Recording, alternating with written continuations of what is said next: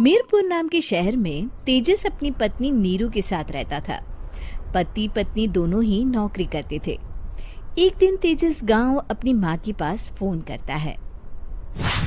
Hello, प्रणाम माँ।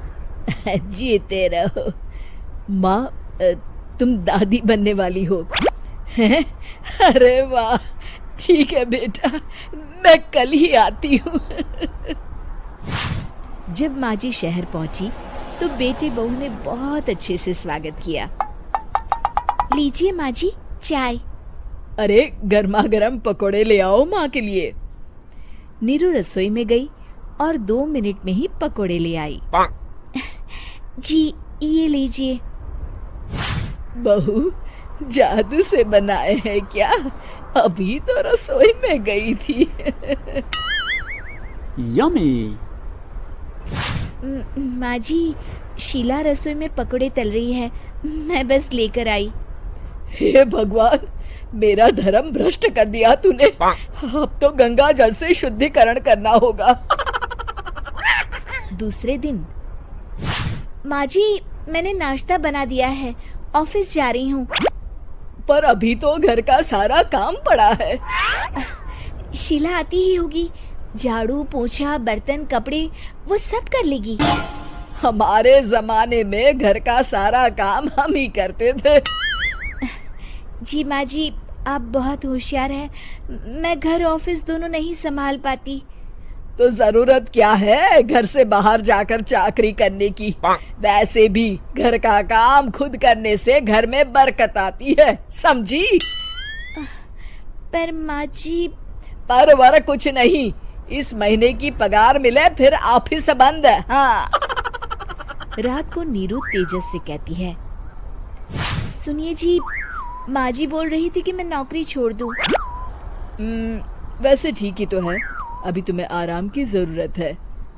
फिर भी आराम कहाँ, शीला को छुड़ाने के लिए बोल रही थी। तो अब 24 घंटे में इतना काम तो कर ही सकती हो। पर जॉब पसंद है मुझे, घर पर मन नहीं लगेगा। अगले दिन जब दोनों ऑफिस के लिए निकल रहे थे, मेरी तो कोई कीमत ही नहीं है इस घर में। माँ जी, आजकल महंगाई बहुत है, रहन सहन भी बदल गया है, दोनों नौकरी करते हैं तभी ठीक रहता है। अच्छा, तू कहना क्या चाहती है? मेरा बेटा तुझे बिठा के खिला नहीं सकता? तू ही इस घर का खर्च चला रही है, हैं? नहीं माँ जी, मेरा वो मतलब नहीं था। मतलब खूब समझती हूँ, ये बाल धूप में सफेद नहीं किए मैंने। हाँ। अब तो ये रोज का काम हो गया था। तेजस भी रोज की झिकझिक से परेशान हो गया था। एक दिन उसने कहा, नीरू, वैसे भी तुम्हें मैटरनिटी लीव मिलने वाली है, तो अभी से ही छुट्टी ले लो। पर क्या, मेरी सैलरी अच्छी खासी है। आखिर नीरू ने रिजाइन कर दिया। जब बच्चा हुआ तो घर में सब बहुत खुश हुए। कुछ दिनों बाद तेजस फाइल देख रहा था। क्या हुआ तेजस, कुछ परेशान लग रहे हो? हाँ, वो हमारी जितनी सेविंग्स थी वो तो हॉस्पिटल में और छठी के फंक्शन में खत्म हो गई है नीरू। और अभी वैसे मंदी चल रही है तो मैं बोल रही थी कल मुन्ना को हेपेटाइटिस का टीका लगवाना है। नीरू, क्या पोस्टपोन नहीं कर सकते? नहीं जी, बिल्कुल नहीं। अब तेजस को समझ में आ रहा था कि उससे गलती हुई है। पैसों की कमी का असर घर के माहौल पर भी पड़ रहा था।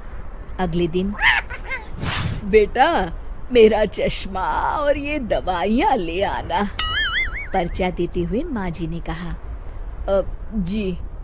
तेजस, मुन्ना के लिए दूध का डिब्बा और डायपर भी ले आना, और ये किराने के सामान की लिस्ट है, इसे भी लाना है। तेजस गुस्से में लिस्ट मरोड़कर फेंकता है और चिल्लाता है, पैसे क्या पेड़ पर उगते हैं? ये ले आना, वो ले आना। अरे पर ये जरूरत का सामान ही है। वो गुस्से में बिना कुछ कहे ऑफिस चला गया। अरे लंच तो ले जाइए। नीरू दौड़कर डिब्बा पकड़ाती है। एक दिन खाना खाने के बाद, नीरू, अब तो मुन्ना कुछ बड़ा हो गया, तो अब तुम वापस ज्वाइन कर लो ना जॉब। पर इस रिसेशन में जॉब मिलना बहुत मुश्किल है। ट्राई तो करो।